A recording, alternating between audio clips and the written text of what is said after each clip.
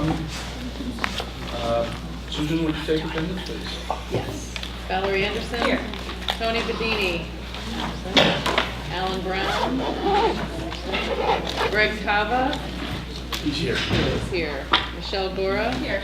Emily Hibbard. James Hirschfeld. I'm here. Kelly Lutz. Jennifer Pody. Here. Michael Sinatra. I am here, and Peter Tagley All right, is here. thank you. So Tony, Alan, Emily, and Michael are absent. Please strike now. All right, next item, presentation of the superintendent's proposed budget for 2014-15. Dr. Cosentino. Okay, everyone, good evening. Here to present the budget for 2014-15 that has been put together with the help of many, many staff members, administrators, Bob, myself, the Finance Committee has been involved. So I want to just thank everyone for their hard work and their contributions. And after much discussion, this is the budget that I am proposing for Region 12 for the next school year. We are currently almost finished with our vision and mission, and we'll bring it back to the board, but I did want to just put this in here. And our vision at this point is a Region 12 community educates, challenge, and inspires all learners to become compassionate, creative, and courageous individuals who are empowered by knowledge, character, and perseverance to achieve their greatest potential within the global society. We've also worked on our mission, and we have 3 main goals: to optimize student achievement. I think the word optimize came from the Board of Ed.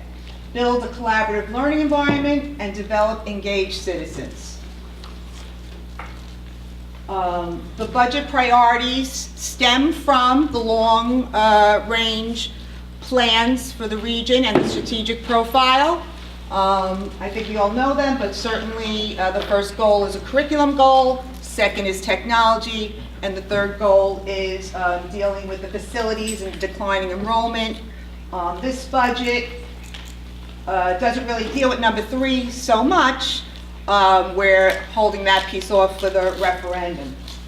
And then I think it's important that people understand that I will listen to everyone and I will take input from everyone, but ultimately I always do what's best for the kids. And I pride myself in that. And that's not always the easy answer, and that's not always the most popular answer. We've approached the budget in a balanced way. We want to make sure that we have outstanding programs and educational opportunities for our students. We want to use our resources efficiently and effectively. And I can tell you, last year I spent a lot of time on the middle high school and looking at resources in that area. And this year I spent most of my time really looking at the elementary schools. And then always to remain fiscally responsible.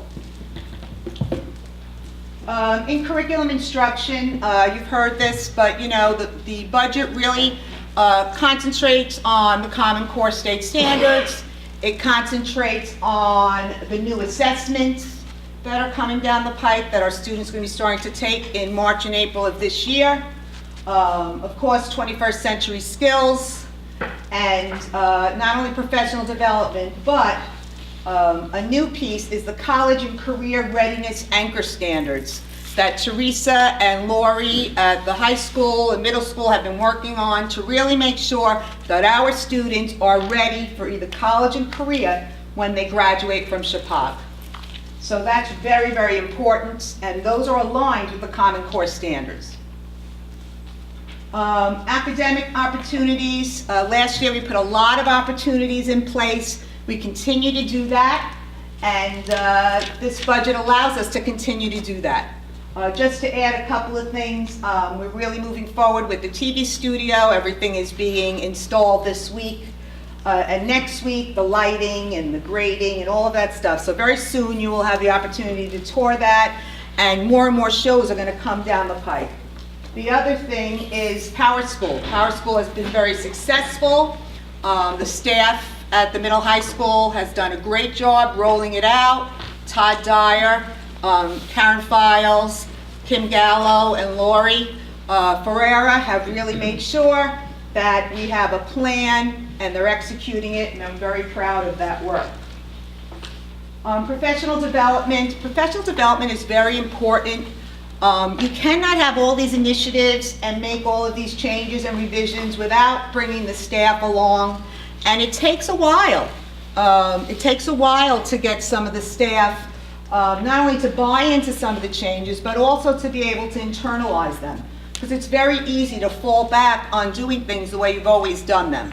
So PD must be ongoing, and we really have some really good PD going, not only for our academic areas, but our unified arts. We have people working with the art department, the music department, there's another one I can't think, business and technology, and really working on those standards too, and to be able to really make a difference in our classrooms. Technology, we made leaps and bounds last year and this year in technology. I'm happy to say that currently all of our 5th through 11th grade have Chromebooks. 12th grade just has them in the building and can take home if they need them. And now this budget includes Chromebooks for 3rd and 4th graders. So we will have next year, from 3rd grade to 12th grade, every child with their own Chromebook. We also are expanding our smart board deployment and including unified arts. And we're very proud of that too. And the kids, I have to tell you, one of the things that Todd Dyer said to me when the kids from Sherman came, that the Chromebooks were a very big selling point, okay? That we really got a lot of positive press that we have Chromebooks for our kids. Safety and security, we take safety and security very, very seriously. And although there are a lot of things that happen in the world and in the school that get people to get very excited and nervous, we really focus on that all hazards approach. So we are ready for anything that happens, and that's very, very important. You can see there we have Mark Ramo, our safety officer, school resource officer, is doing a great job and starting to do DARE this month in the elementary schools. So, as we prepared the budget, we probably started in November, and it's gone all the way till today, maybe about 20 minutes ago. The administrators and the staff request was a 1.95 increase from last year. I cut that by 300,000, and so I am presenting a budget that has an increase of 0.54%. And so I'll go through that. I'm not going to go through every line here because you can look at this when you get your budget books. But basically, these are the different areas where we have costs. So we have personnel services, and you'll see at the end we've gone up 1.19%. I'm not going to go through every number. You can do that, and we can answer questions next time. Areas of significant change, the salaries are up a little bit, the benefits are down a little bit, and we do have an increase in the capital facilities budget, and then program improvements are down. So when you see the budget, you will see what we're talking about. That capital facilities number, probably when you look at the budget, you will see some areas there that are also included in the repair project at the middle high school. Okay, so that number 0.54 can go down if the referendum passes or if we do some repairs there, because it's located in 2 areas right now. This is a significant change, and this is probably going to cause a little angst. I am currently proposing that we reduce 2.60 full-time equivalent certified staff. That would be a kindergarten teacher at Burnham, a .6 PE teacher at WPS, and a combination of interventionists to add up to 1.0. My plan at this point is, if the referendum vote does pass, that we are able to combine Booth and Burnham's kindergarten, which at this point would be 11 and 4, 15 students. And if that does not happen, I think it's my recommendation, of course the board will decide ultimately, that we combine to make a K-1 class at Burnham. There are currently 4 kids in kindergarten and 7 in first grade, and that would be 11 students. Certainly, any kindergarten parents who felt they didn't want that would have the opportunity to send their child to Booth or Washington, but they would provide their own transportation. The other area is a reduction of 3.65 non-certified staff. And I didn't give you specifics because some are from special ed. We're still working on PPTs and IEPs, so we don't know exactly what students want. But after collaboration with the staff, especially Ally and the principals, we feel that we can definitely cut either the people or hours. And that will be a conversation that I will have also in the future with the union leader there too, just to see where we're going. So employee benefits, we are down 1.40. Okay, so you see that. Purchase professional and technical services, we are up.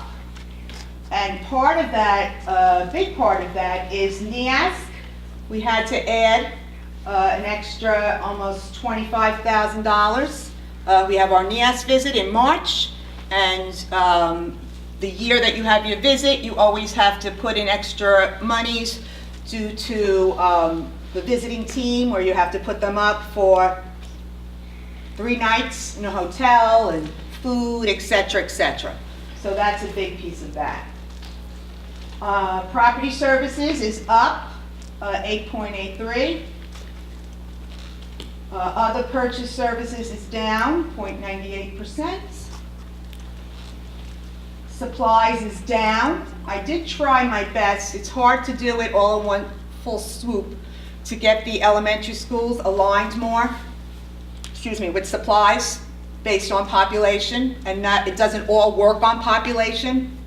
But trying, if every year we try to do that, we'll have a better balance and a better picture. Property and program improvements is down 5.48. And again, that's a lot from the technology. Last year, if you recall, we did put a lot of monies into technology to buy all of the staff laptops and Chromebooks for the students. So that's why you see a decrease there. Dues and fees is up 4.93. And then budget distribution by town. You see here that it goes across, but there's a decrease in Bridgewater, 5.51%. There is an increase in Roxbury, 2.54, and an increase in Washington, 2.70. And of course, that's based on the membership percentage of population for the whole region. So you can see that. I look forward to working with everyone to make this budget hopefully a reality. I think it's important when you're working on a budget or you're in my chair and looking from 20,000 feet that you think regionally, and that's what I'm trying to do. I did that last year with the middle high school, and now some of the changes this year is more focused on elementary, but it really is thinking regionally. And I assure you that with this budget, we will have the same excellent program and will continue to improve. I have no doubt in that. And I just want to thank everyone. I want to thank the Board of Ed for their support and the communities, Bridgewater, Roxbury, and Washington. I think it's a good budget. I think we do a lot for our students here. We provide a lot of opportunities. And I think this budget will allow us to attract more families and help us achieve our goals. So that's my presentation. I probably went too fast, but that's it. Okay. Now we can hand out we have a book for everyone that Bob will hand out.